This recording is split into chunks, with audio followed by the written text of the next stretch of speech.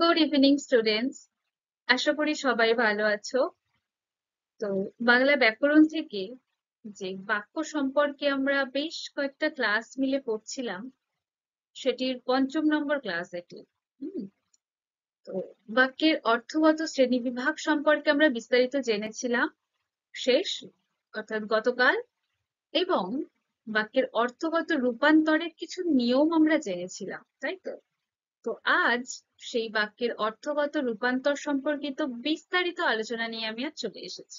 হুম, অর্থাৎ বাক্যের অর্থগত যে ভাগ, সেগুলি একটি বাক্য থেকে আরেকটি ভাগকে কিভাবে রূপান্তর করা যায়, সেগুলো প্রত্যেকটি নানান উদাহরণ নিয়ে আজ বিস্তারিতভাবে আলোচনা হবে।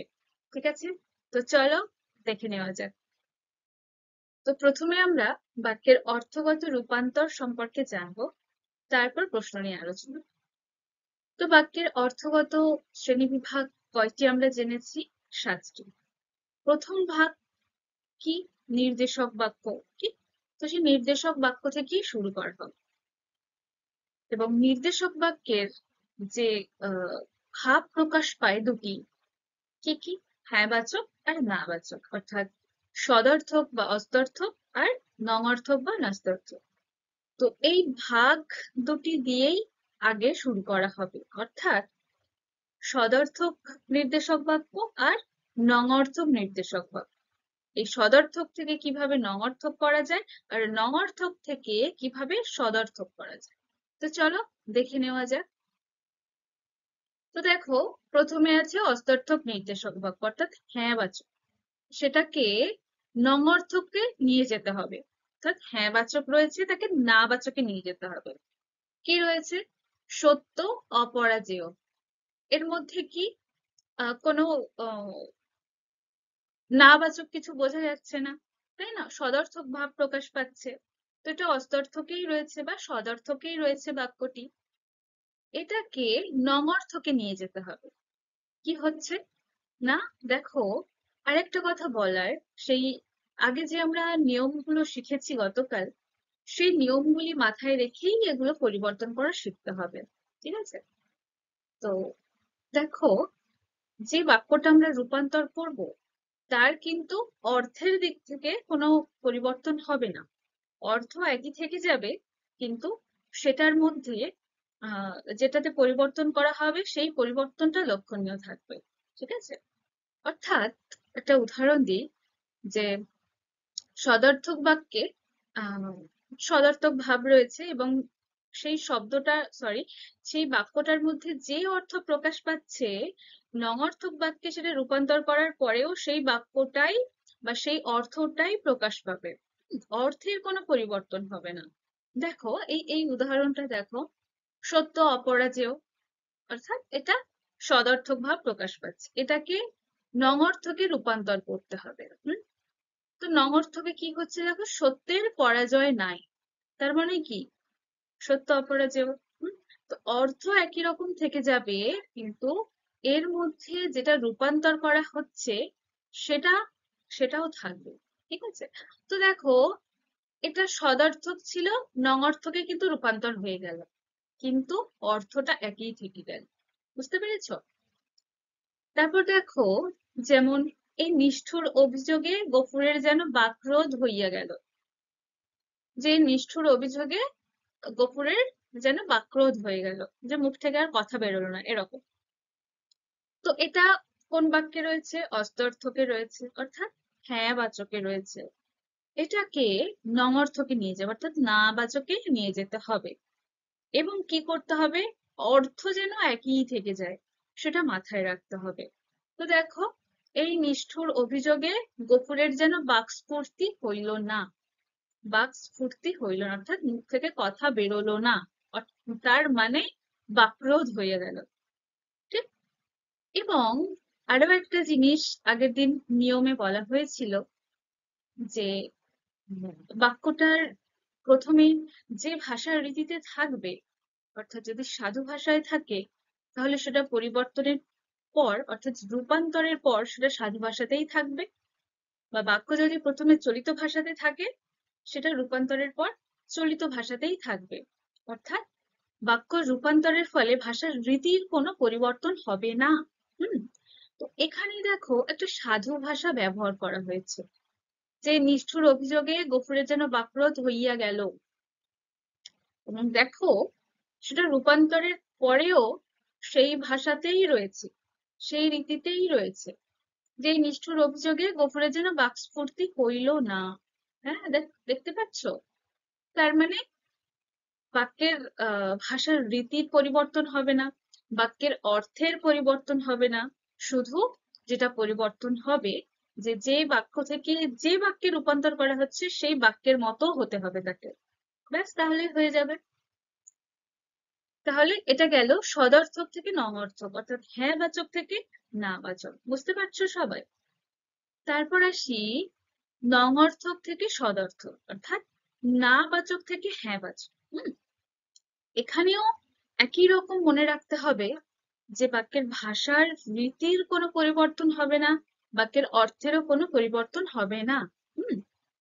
এবং বাক্যের গঠনের যে নিয়ম, মানে অর্থগত আহ, বাক্যের যে নিয়ম যেটাতে রূপান্তর হবে সেই বাক্যের মতো তাকে হতে হয়। তো কি নঙর্থক বাক্য? এবার নঙর্থক বাক্যের নিয়ম কি, যে তার মধ্যে একটা না বোধক ভাব থাকবে, নঙর্থক ভাব থাকবে, তাই তো? এবং সদর্থকে কি, এটা সদর্থক ভাব থাকবে। এইটাই মেনে চলতে হবে। ঠিক আছে? তো দেখো, উদাহরণ দেখো, তারা কথা কয় না। তার মানে কি, তারা কথা বলে না। ঠিক আছে, এটা কি নঙর্থক রয়েছে, এটা না বাচক বোঝাচ্ছে, তাই তো? এবার এটাকে সদর্থকে করলে কি হবে? এর মানেটা কিন্তু এরকমই থাকতে হবে। তো দেখো, সদর্থকে করা হয়েছে তারা নীরব থাকে। তারা নীরব থাকে মানে কি? নীরব মানে কি? চুপ থাকে। আরে নীরব থাকা মানে কি? তারা কথা বলে না। অর্থটা একই রকম থেকে গেল, এবং এটা অস্তর্থকও হয়ে গেল, অর্থাৎ সদর্থকও হয়ে গেল, তাই না? এবং দেখো, ভাষার রীতি যেমন ছিল পরেরটাতেও তেমন আছে। ভাষার মানে বাক্যের অর্থ যা ছিল রূপান্তরের পরে অর্থও তাই রয়ে গেছে। শুধু আহ যে বাক্যে রূপান্তর করতে বলা হয়েছে সেই বাক্যের মতোই করতে হয়েছে। হুম? তারপর যেমন দেখো, শান্ত মেয়েটির কোনো দোষ নাই। হুম। মানে শান্ত মেয়েটির কোনো দোষ নেই। নেই বা নাই, অর্থাৎ এর মধ্যে একটা নঅর্থক ভাব প্রকাশ পাচ্ছে। তো এটাকে হ্যাঁ বাচকে রূপান্তর করতে হবে, অর্থাৎ সদর্থকে রূপান্তর করতে হবে। কি হবে?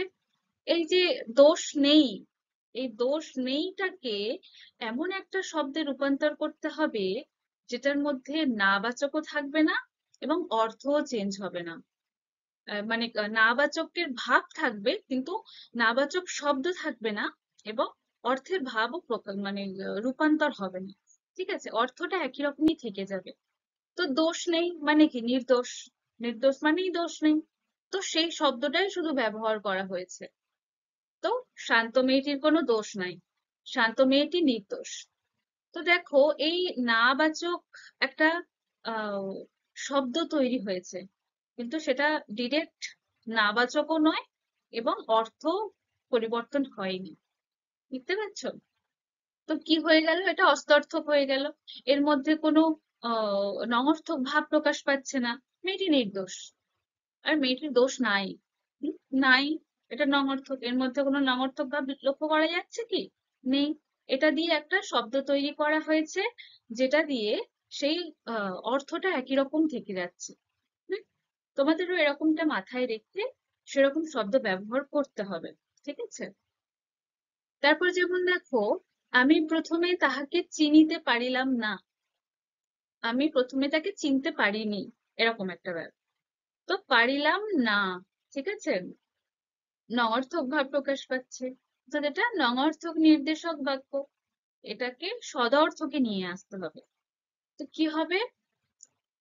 এই যে চিনিতে পারিলাম না, চিনিতে পারিলাম না, এই শব্দগুলোকে বা এই জায়গাটাকে একটা শব্দে রূপান্তর করতে হবে, যেটার মাধ্যমে সেই অর্থটা একই রকম থেকে যাবে এবং নঙর্থক ভাব থাকবে না। তো কি, চিনতে না পারা মানে কি? অচেনা। ঠিক? আর অচেনা শব্দটার মধ্যে দিয়ে কি নঙর্থক ভাব প্রকাশ পাচ্ছে? একদমই নয়। তো অর্থও একই রকম থেকে যাচ্ছে এবং হ্যাবাচকও হয়ে যাচ্ছে। তো দেখো, আমি প্রথমে তাহাকে চিনিতে পারিলাম না, এটাকে সদর্থকে করলে হবে, তাহাকে প্রথমে আমার অচেনা বোধ হইল। অচেনা, অচেনা দিয়েই ব্যাপারটা পুরোটাই ম্যানেজ করা হয়ে গেল। হ্যাঁ, এর মধ্যে কোনো নঙর্থক ভাব কাজ করছে না এবং এটা সদর্থক হয়ে গেল একেবারে। ঠিক, তো এইভাবে নঙর্থক বাক্য থেকে সদর্থক বাক্যে করা যাবে। ঠিক আছে, অর্থাৎ নাবাচক থেকে হ্যাবাচক, আর এটা হ্যাবাচক থেকে নাবাচক। ঠিক আছে, বুঝতে পেরেছো তোমরা? তো এর থেকে তোমরা দুটো জিনিস মনে রাখবে সব সময়, যে আহ, পরিবর্তনের সময় ভাষার রীতির কোনো বদল হবে না, আর বাক্যের অর্থ কোনো বদল হবে না। ঠিক আছে, তারপর নির্দেশক বাক্য থেকে প্রশ্নবাচক বাক্য। ঠিক আছে, এবার নির্দেশক বাক্য কাকে বলে তোমরা তো জানোই, যে কোনো একটা কিছু বিষয়ে নির্দেশ করে কিছু বলা, কোনো বিবৃতি দেওয়া বা কোনো বর্ণনা করা। ঠিক, এটা নির্দেশক বাক্য। আর প্রশ্নবাচক বাক্য কি? যে কোনো বিষয়ে প্রশ্ন করে বলা, প্রশ্ন করা বোঝালে সেটা প্রশ্নবাচক বাক্য হয় এবং শেষে একটা করে প্রশ্নবোধক চিহ্ন থাকে বা জিজ্ঞাসা চিহ্ন থাকে। ঠিক, আর কজাতীয় প্রশ্নমূলক শব্দ যুক্ত হয়েও প্রশ্নবাচক বাক্য হয়, আবার কজাতীয় প্রশ্নমূলক শব্দ যুক্ত না হয়েও প্রশ্নবাচক বাক্য হয়ে থাকে। তাই তো? যাই হোক, এবার রূপান্তর কিভাবে হয় দেখো, এবং এই রূপান্তরের ক্ষেত্রেও সেই নিয়মগুলোই মনে রাখা দরকার যেগুলো আমরা আগের ক্লাসে পড়েছিলাম। যে এদের ক্ষেত্রেও তাই, যে বাক্যের অর্থ অপরিবর্তিত থাকবে, অর্থাৎ বাক্যের অর্থের কোনো পরিবর্তন হবে না, বাক্যের যে ভাষার রীতি থাকবে সাধু বা চলিত, সেটাও অপরিবর্তিত থাকবে। এবং নির্দেশক বাক্য কি? একটা বিবৃতিমূলক বাক্য হয়। এবার সেটা যখন প্রশ্নবাচকে নিয়ে যাওয়া হবে, প্রশ্নবাচকের নিয়ম অনুযায়ী শেষে একটা প্রশ্নবোধক চিহ্ন দিয়ে দিতে হবে। ঠিক আছে, তো চলো দেখে নেওয়া যাক। তো প্রথম উদাহরণটি দেখো, পিতৃদেব প্রায় ভ্রমণ করিয়া বেড়াইতেন, বা পিতা প্রায় সময় ঘুরে বেড়াতেন, এটা হলো মানে। তো এটা সাধু ভাষায় লেখা আছে। তো দেখো, যখন পরিবর্তন করা হচ্ছে বা রূপান্তর করা হচ্ছে, তখন কিন্তু ভাষার রীতি একই রকমই রাখা হচ্ছে। যে পিতৃদেব প্রায়ই কি ভ্রমণ করিয়া বেড়াইতেন না, প্রশ্ন করা হলো, শেষে প্রশ্নবোধক চিহ্নও দেওয়া হলো নিয়ম অনুযায়ী। এবং দেখো, অর্থ অপরিবর্তিতই থাকছে, যে পিতৃদেব প্রায় কি ভ্রমণ করিয়া বেড়াইতেন না, তার মানে কি পিতৃদেব প্রায় ভ্রমণ করিয়া বেড়াইতেন। তারপর দেখো, মিনির মা অত্যন্ত শঙ্কিত স্বভাবের লোক, এটা কি নির্দেশক বাক্যে রয়েছে, এটাকে প্রশ্নবোধকে নিয়ে যেতে হবে। তার ফলে তার তার জন্য সর্বপ্রথম সেই বাক্যের শেষে একটা প্রশ্নবোধক চিহ্ন থাকা দরকার, এবং সেই বাক্যটা যে কিছু প্রশ্ন করে বলা হচ্ছে সেটা যেন বোঝা দরকার, বা সেরকম ভাব যেন থাকে। তো দেখো, মিনির মা কি অত্যন্ত শঙ্কিত স্বভাবের লোক নন? তার মানে কি মিনির মা অত্যন্ত শঙ্কিত স্বভাবেরই লোক। ঠিক এইরকম ভাবে প্রশ্ন করে বলা হচ্ছে, শেষে প্রশ্নবোধক চিহ্নও থেকে যাচ্ছে, অথচ বাক্যের অর্থ একই রকম থেকে যাচ্ছে। হ্যাঁ, এটা তোমরা অবশ্যই মাথায় রেখো, যে বাক্যের অর্থ কিন্তু রূপান্তর করা যাবে না, অর্থ একই রকম থেকে যাবে। ঠিক আছে, তারপর দেখো আরো একটা উদাহরণ, যে তোমার আসার দরকার ছিল না, একটা নঙর্থকমূলক নির্দেশক বাক্য, অর্থাৎ একটা নির্দেশক বাক্য, এটাকে প্রশ্নবাচকে নিয়ে যেতে হবে। তাহলে এটাকে কি বলা হবে? না, তোমার আসার দরকার কি ছিল, তার মানে কি তোমার আসার দরকার ছিল না। হুম? তো এখানেও প্রশ্ন করে বলা হচ্ছে, আবার প্রশ্নবোধক চিহ্নও থাকছে। বুঝতে পেরেছো? এইভাবে একটা নির্দেশক বাক্য থেকে প্রশ্নবাচক বাক্যে রূপান্তর করতে হয়। এবার সেই প্রশ্নবাচক বাক্যটাকে নির্দেশক বাক্যে কিভাবে রূপান্তর করা হবে দেখ। তো প্রশ্নবাচক বাক্যের নিয়ম গঠন কি? প্রশ্ন করে বলা থাকবে, শেষে প্রশ্নবোধক চিহ্নও থাকবে। তো সেটাকে যখন নির্দেশক বাক্যে রূপান্তর করা হবে, নিয়ম কি শিখেছি আমরা?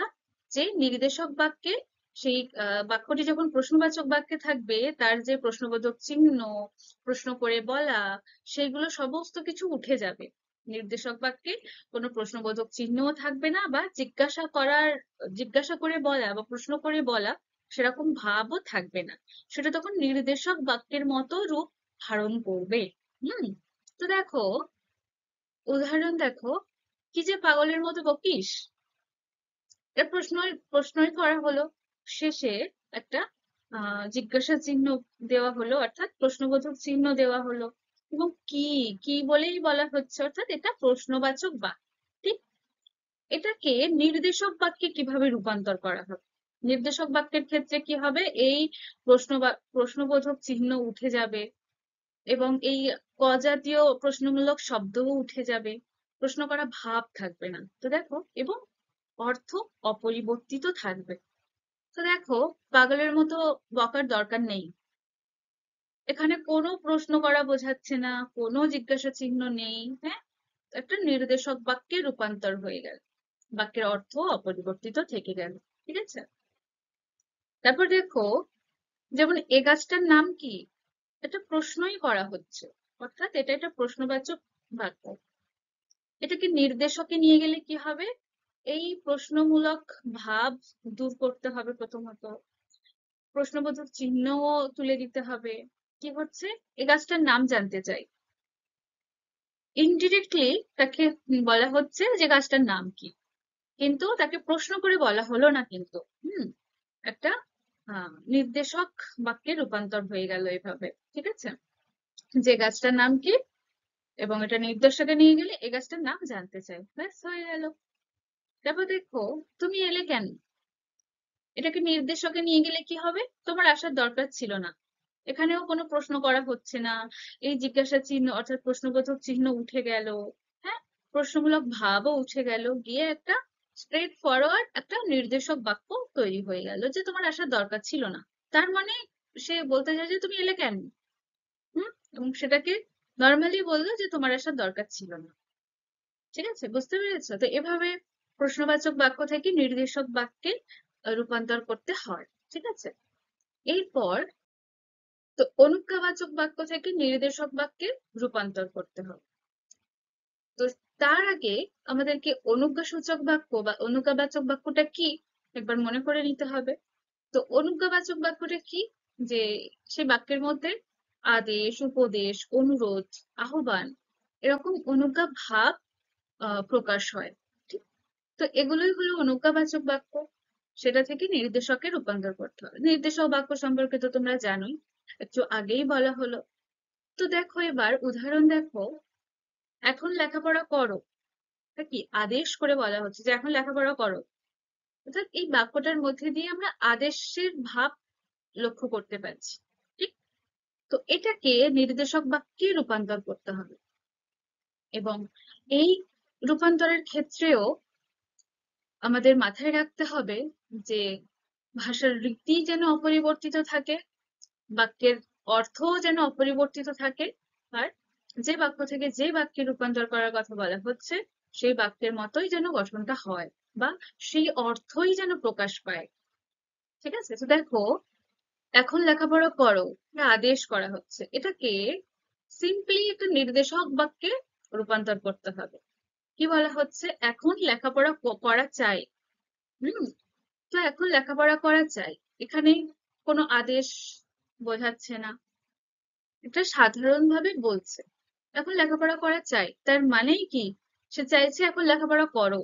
ঠিক, তো দেখো, একটা নির্দেশক ভাব তৈরি হয়ে গেল, অর্থাৎ একটা বিষয়ে সাধারণভাবে বলা হলো, এখানে আদেশের ভাব নেই, তাই অনুজ্ঞা ভাবও থাকছে না, একটা নির্দেশক বাক্যই তৈরি হয়ে গেল।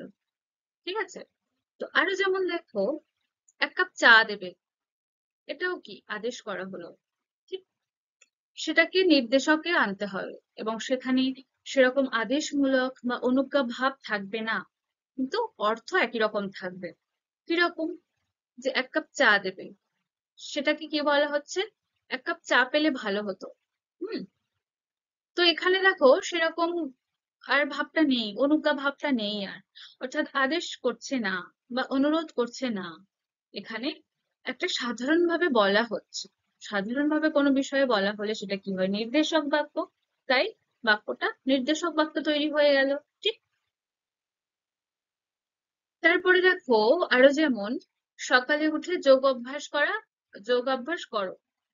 তো সকালে উঠে যোগ অভ্যাস মানে তো তোমরা জানো যে যোগ ব্যায়াম, যে ইয়োগা যেগুলো, সেগুলোর কথা বলা হচ্ছে। তো তোমরা কি করো যোগা? ভালো, করা ভালো, তোমরাও করো। ঠিক আছে। তো যাই হোক, আহ সকালে উঠে যোগ অভ্যাস করো। তো এখানে একটা অনুজ্ঞা ভাব প্রকাশ পাচ্ছে। তো অনুজ্ঞা ভাবকে একটা আহ আদেশ বা উপদেশ দেওয়া হচ্ছে যে সকালে উঠে যোগ অভ্যাস করো। উপদেশ দেওয়া হচ্ছে, এটা ভালো উপদেশ। হ্যাঁ। তো সেটাকেই নির্দেশকে আনতে হবে। তার মধ্যে এরকম অনুজ্ঞা ভাব প্রকাশ থাকবে না। হুম। বা এরকম উপদেশ দেওয়া হচ্ছে সেরকমটা বোঝা যাবে না, সেরকমটা মনে হবে না, এবং অর্থ কিন্তু একই রকম থাকবে। তো দেখো, সেই রকমই রূপান্তর করা হয়েছে যে সকালে উঠে যোগ অভ্যাস করা দরকার। হুম? কোনো উপদেশ দিচ্ছে না, কোনো আদেশ দিচ্ছে না, কিছুই হচ্ছে না, বা অনুরোধও করছে না। কোনো অনুজ্ঞা ভাব এর মধ্যে প্রকাশ পাচ্ছে না। এটা মনে হচ্ছে যে যোগ অভ্যাস সম্পর্কে কিছু একটা বলা হচ্ছে মাত্র। ঠিক। তো এটাই নির্দেশক বাক্য হয়ে গেল। তো এভাবে অনুজ্ঞাসূচক বাক্য থেকে নির্দেশক বাক্যে রূপান্তর করা যায়। ঠিক আছে। প্রার্থনা সূচক বাক্য থেকে নির্দেশক বাক্য। প্রার্থনা সূচক বাক্য কি মনে আছে তো তোমাদের নিশ্চয়ই? যে প্রার্থনা করা বোঝাবে, চাহিদা বা ইচ্ছা বোঝাবে, সেটা প্রার্থনা সূচক বাক্য। সেই প্রার্থনা সূচক বাক্য থেকে নির্দেশক বাক্যে রূপান্তর করতে হবে। কিরকম? দেখো, ঈশ্বর ওর মঙ্গল করো, এটা প্রার্থনা সূচক বাক্য হচ্ছে, তার মনের ইচ্ছাটা বোঝানো হচ্ছে। ঠিক। তো সেটাকে নির্দেশকে আনতে গেলে কি করতে হবে? প্রথমত ওটাই, ওই দুটো আগে মাথায় রাখতে হবে। ভাষার রীতি পরিবর্তন হবে না, বাক্যের অর্থও পরিবর্তন হবে না, শুধু যে বাক্য থেকে যে বাক্যে রূপান্তর হবে সেই বাক্যের মতোই ভাব প্রকাশ পাবে। হুম? তো দেখো, ঈশ্বর ওর মঙ্গল করো, করো, তো একটি ইচ্ছা বোঝানো হচ্ছে, অর্থাৎ একটা প্রার্থনা সূচক বাক্য, সেটা থেকে নির্দেশকে আনতে হবে। কেমন না, ঈশ্বরের কাছে ওর মঙ্গল কামনা করি। তো এখানে প্রার্থনা সূচক বোঝাচ্ছে না, আর একটা নির্দেশক হয়ে যাচ্ছে। তারপর যেমন দেখো, সকল মানুষ সুখী হোক, এটা তার মনের একটা ইচ্ছা বা প্রার্থনা। হুম? তো বোঝাই যাচ্ছে এটা একটা প্রার্থনা সূচক বাক্য। এটাকে নির্দেশকে আনলে কি করতে হবে? সকল মানুষের সুখ কামনা করি, একটা নির্দেশক বাক্য হয়ে গেল। এটা কিছু বিষয় সম্পর্কে বলা হচ্ছে, এটা বিবৃতি দেওয়া হচ্ছে। ঠিক। তার বেশি কিছু নয়। এর মধ্যে, এই বাক্যটার মধ্যে বোঝা যাচ্ছে না যে এটা একটা প্রার্থনা সূচক বাক্য বলে বা প্রার্থনা করছে বলে। ঠিক। তো এইভাবে প্রার্থনা সূচক বাক্য থেকে নির্দেশক বাক্যে রূপান্তর করা হয়। ঠিক আছে। তারপর সন্দেহবাচক বাক্য থেকেও নির্দেশক বাক্যে রূপান্তর করা যায়। কিভাবে? সন্দেহবাচক বাক্য কি তোমাদের মনে আছে নিশ্চয়, যে সে বাক্যের মধ্যে একটা সংশয়বোধ কাজ করবে, একটা সন্দেহজনক ভাব কাজ করবে। হুম? এবং সংশয়াত্মক শব্দগুলো ব্যবহৃত হবে, সেটা সন্দেহবাচক শব্দ, সেগুলো থেকে নির্দেশকে আনতে হয়। তার বলে কি করতে হবে? খুবই সহজভাবে সেই আগের নিয়ম দুটোই এখানে আবার প্রযোজ্য, যে বাক্যের অর্থ অপরিবর্তিত থাকবে, ভাষার রীতি অপরিবর্তিত থাকবে, এবং এখানে সন্দেহবাচক, যেখানে সংশয়াত্মক শব্দ থাকে চেনার জন্য, তো এটাকে যখন নির্দেশকে আনা হবে, তখন সেই সংশয়াত্মক শব্দ সেটাকে তুলে দেওয়া হবে। ঠিক আছে, সেটা আর নির্দেশকের ক্ষেত্রে প্রযোজ্য হবে না। হুম। এবং সন্দেহবাচকের মতো ভাব আর প্রকাশ পাবে না, সেটা তখন নির্দেশক বাক্যের মতোই ভাব প্রকাশ করবে। ঠিক আছে। তো যেমন দেখো, মনে হচ্ছে সে আর আসবে না।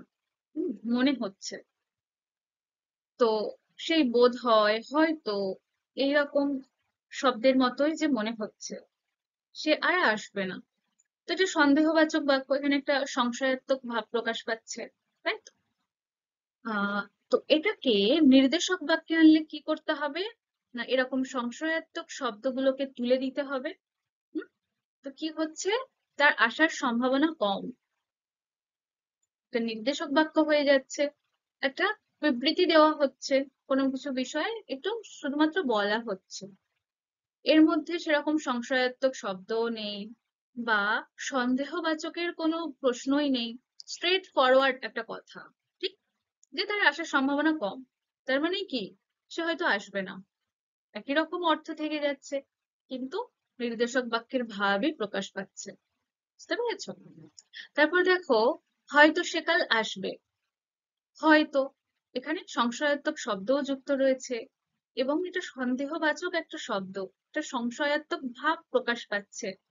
হুম, তো এটাকে যখন নির্দেশকে আনা হবে, কি হচ্ছে না, কি করতে হবে, প্রথমত এই সংশয়াত্মক শব্দ তুলে দিতে হবে, সংশয়াত্মক ভাব যেন প্রকাশ না পায় এবং অর্থটা যেন একই রকম থাকে, ঠিক। তো কাল তার আসার সম্ভাবনা আছে, হয়ে গেল, নির্দেশক বাক্যে রূপান্তর হয়ে গেল। এর মধ্যে দেখো, সেই সংশয়াত্মক শব্দও যুক্ত নেই বা সেই সন্দেহবাচক বা সন্দেহ ভাবটা এখানে প্রকাশ পাচ্ছে না, একটা স্ট্রেট ফরওয়ার্ড বলা যে কাল তার আসার সম্ভাবনা আছে। হুম, তো এইভাবে সন্দেহবাচক বাক্য থেকে নির্দেশক বাক্যে রূপান্তর করা যায়, ঠিক আছে। আবেগসূচক বাক্য থেকে নির্দেশক বাক্য বা আবেগসূচক বা বিস্ময়সূচক বাক্য, সেটা কি প্রথমে আমাদের মনে করে নিতে হবে একবার। তো আবেগসূচক বাক্য যে সেই বাক্যের মধ্যে মানুষের মনের ভয়, আনন্দ, বিস্ময়, উচ্ছ্বাস, দুঃখ ইত্যাদি, ঘৃণা ইত্যাদি এই সমস্ত ভাব প্রকাশ পায়, তাই জন্য সেটা আবেগসূচক বা বিস্ময়সূচক বাক্য। এবং সেই রকম আবেগসূচক বাক্য থেকে নির্দেশকে আনতে হবে। এবং আবেগসূচক বাক্য চেনার উপায়ও ছিল যে এরকম একটা বিস্ময়বোধক চিহ্নও থাকবে। হুম, তো সেই রকম একটা বাক্য থেকে সিম্পলি একটা নির্দেশক বাক্যে আনতে হবে। তো এর ক্ষেত্রে নিয়ম কি, না, সে দুটোর মতোই প্রথমে বাক্যের অর্থ অপরিবর্তিত থাকবে, ভাষার রীতিও অপরিবর্তিত থাকবে, এবং আবেগসূচক বা বিস্ময়সূচক বাক্যের ক্ষেত্রে যেরকম বিস্ময়বোধক চিহ্ন থাকে, সেই চিহ্নটা নির্দেশক বাক্যের ক্ষেত্রে তুলে দিতে হবে। এবং আবেগসূচক বা বিস্ময়সূচক বাক্যে যে আবেগসূচক ভাব থাকে বা বিস্ময়সূচক ভাব থাকে, সেই ভাবটা নির্দেশক বাক্যে আর প্রকাশ করা যাবে না, ঠিক আছে। তো দেখো, উদাহরণের মাধ্যমে জেনে নিই। ও কি দুষ্টু ছেলে রে বাবা, এবং শেষে একটা বিস্ময়সূচক চিহ্ন দেওয়া আছে। হুম, তো এটা তাহলে বোঝাই যাচ্ছে যে এটা আবেগসূচক বাক্য, এটা থেকে নির্দেশকে আনতে হবে। তাহলে কি করতে হবে, এরকম বিস্ময়সূচক চিহ্ন দেওয়া যাবে না, এরকম বিস্ময়সূচক ভাবও থাকবে না, একটা নির্দেশক বাক্য হতে হবে। তো কি হচ্ছে, ছেলেটি বড়ই দুষ্টু, তো এর মধ্যে দেখো কোনো বিস্ময়সূচক ভাব কাজ করছে বা আবেগসূচক ভাব কাজ করছে না, একটা নির্দেশক বাক্য হয়ে গেল বা একটা বিবৃতিমূলক বাক্য হয়ে গেল যে ছেলেটির সম্পর্কে কিছু বলা হচ্ছে সাধারণভাবে, ছেলেটি বড়ই দুষ্টু। তার মানে এটাই বলছে যে মানে কি দুষ্টু ছেলে রে বাবা। হুম, এটা আবেগসূচক ভাবে বলা হয়েছে এবং নির্দেশকে খুব সাধারণ ভাবে বললেই হয়ে যাবে, ঠিক আছে। আরো যেমন, আহা কি দেখিলাম জন্ম জন্মান্তরেও ভুলিব না। হুম, তো এখানে দেখো আহা দেওয়ার পর একটা বিশেষসূচক চিহ্ন রয়েছে। হ্যাঁ, এবং বিশেষসূচকের মানে বিশেষসূচক বাক্যের ক্ষেত্রে কিছু কিছু শব্দ ব্যবহার হয়ে থাকে, যে এরকম ও, এরকম ওফ থাকে, আহা বা বাহ, হ্যাঁ, এরকম ধরনের শব্দ ব্যবহার হয়ে থাকে এবং তারপরে একটা করে বিস্ময়সূচক চিহ্ন থাকে, যেগুলো দেখলে তোমরা সহজেই বুঝে যেতে পারবে যেটা আবেগসূচক হয়। হুম, এবং সেটা যখন নির্দেশকে পরিবর্তন করতে বলবে, খুব সহজভাবেই যে সেই সমস্ত শব্দ, অর্থাৎ বিস্ময়সূচক মূলক যে শব্দ ব্যবহার হয় সেই শব্দগুলো তুলে দেবে, বিস্ময়সূচক চিহ্নও তুলে দেবে, দিয়ে একটা সাদামাটা একটা সাধারণভাবে কিছু বলার মতো বাক্য তৈরি করে দেবে, ব্যাস তাহলেই হয়ে যাবে। তো এখানে কি হচ্ছে, আহা কি দেখিলাম জন্ম জন্মান্তরেও ভুলি। তো এটাকে যখন নির্দেশকে আনতে হবে তখন কি করতে হবে, এরকম আবেগসূচক বোঝায় এরকম শব্দ ব্যবহার করা যাবে না, অর্থাৎ এই শব্দ তুলে দিতে হবে, এরকম বিস্ময়বোধক চিহ্নও তুলে দিতে হবে। দিয়ে কি হচ্ছে না, সুন্দর দৃশ্যটির কথা জন্ম জন্মান্তরেও ভোলা যাবে না, ঠিক, এবং এখানে দেখো সাধু ভাষাতেই রয়েছে, জন্ম জন্মান্তরেও ভুলিব না, এখানে ভোলা যাইবে না, সাধু ভাষাতেই রয়েছে। হ্যাঁ, যেরকম রীতি থাকবে সেরকম রীতিই থাকবে, বাক্যের ভাব, সরি, বাক্যের অর্থ একই রকম থাকবে, শুধু ভাবটা বদলে যাবে। তো হয়ে গেল এটা। তারপরে যেমন কি বিচ্ছিরি ব্যাপার বলুন তো, হ্যাঁ যে কি বিচ্ছিরি ব্যাপার। তো এরকমই বিচ্ছিরি শব্দ শুনেই তোমরা বুঝতে পারছো যে আবেগসূচক বাক্য, যে খারাপ ব্যাপার, ভালো লাগেনি। তো সেই আবেগসূচক বাক্য থেকে নির্দেশকে আনতে হবে। কি করতে হবে? আবেগসূচক বাক্যের যে চিহ্ন সেটা তুলে দিতে হবে, আবেগসূচকের ভাব সেটা যাতে প্রকাশ না পায় এরকম একটা বাক্য লিখতে হবে, একটা সাধারণভাবে বলা একটা বাক্য যে ব্যাপারটি খুবই বিশ্রী। হুম, হয়ে গেল। ব্যাস, এর মধ্যে কোনো আবেগসূচকের ভাব কাজ করছে না বা কোনো বিস্ময়ের ভাব কাজ করছে না, একটা সাধারণভাবে বলা একটা কথা হয়ে গেল বা নির্দেশক বাক্যে রূপান্তর করা হয়ে গেল। বুঝতে পেরেছো? তো এভাবে আবেগসূচক থেকে নির্দেশক বাক্যে রূপান্তর করা হয়। এবার এই নির্দেশক বাক্য থেকে আবেগসূচকে কিভাবে রূপান্তর করা হয় দেখ। তো নির্দেশক বাক্য কি? একটা সাধারণভাবে বলা কথা থাকবে, সেটাকে আবেগসূচকে রূপান্তর করতে হবে। আবেগসূচকের যে নিয়ম আছে, যে ওই আবেগ প্রকাশ পায় সেরকম কিছু শব্দ যুক্ত করতে হবে এবং তার শেষে একটা বিস্ময়বোধক চিহ্ন বসাতে হবে। হুম, এবং বিস্ময় ভাব কাজ করবে, একটা আবেগবোধক ভাব কাজ করবে, সেরকম হলে আবেগসূচক বাক্য তৈরি হয়ে যাবে, তাই তো? তো দেখো, প্রথম উদাহরণ দেখো, তোমার লজ্জা করা উচিত ছিল, একটা নির্দেশক বাক্য। এটা কি আবেগে করলে কি হবে? ছি, তোমার লজ্জা করে না? হুম, ছি, এরকম একটা আবেগ বোঝায় বা আবেগ সূচকমূলক একটা শব্দ যুক্ত হয়েছে, শেষে একটা বিস্ময়বোধক চিহ্ন যুক্ত হয়েছে, তার ফলে একটা আবেগসূচক বাক্য তৈরি হয়ে গেল। আবার যেমন বাঙালির মেয়ের দুর্দশা দেখে কষ্ট হয়। হুম, তো এখানে আহ বাঙালি মেয়ের দুর্দশা দেখে কষ্ট, একটা নির্দেশক বাক্যে বলা আছে। এটা কি আবেগে বললে কি হবে? না সেই রকম আবেগ সূচক কোনো শব্দ যুক্ত করতে হবে বা বাক্যের শেষে বিস্ময়সূচক চিহ্ন বসাতে হবে, যে দূর দূর বাঙালির মেয়ের কি দুর্দশা। হুম, বলেই হয়ে যাচ্ছে, আবেগসূচক হয়ে যাচ্ছে তখন। তো তোমাদের এটা মাথায় রেখো, যে যখন নির্দেশক বাক্য থাকবে সেটাকে যখন আবেগ সূচকে করবে, তখন সেই আবেগ সূচক বাক্যের মধ্যে এবং নির্দেশক বাক্যটির সাথে যাবে এইরকম কোনো আবেগসূচক শব্দ খুঁজবে বা বিস্ময়বোধক সেরকম ধরনের শব্দ খুঁজবে বা ভাববে যেগুলো তার সঙ্গে সামঞ্জস্য, সে বাক্যগুলোর সাথে যায়। যেমন দেখো, এখানে তোমার লজ্জা করা উচিত ছিল, তার সঙ্গে একটা বিস্ময়বোধক সেরকম কিছু শব্দ যুক্ত হয়েছে, যে ছি, তোমার লজ্জা করেনি।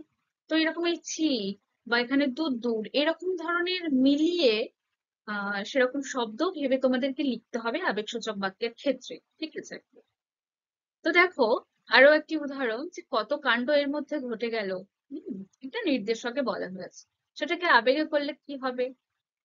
বলিস কি রে, এত কাণ্ড ঘটে গেল এর মধ্যে, একটা বিস্ময়বোধক চিহ্ন।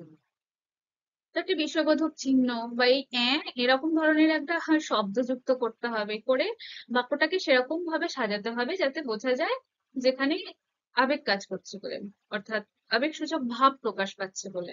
ঠিক আছে? তো এইভাবে নির্দেশক বাক্য থেকে আবার আবেগসূচক বাক্যে রূপান্তর করা যায়। ঠিক আছে, বুঝতে পারছো তো সবাই? এবার আসি শেষ, শর্ত সাপেক্ষ থেকে নির্দেশক বাক্যে রূপান্তর।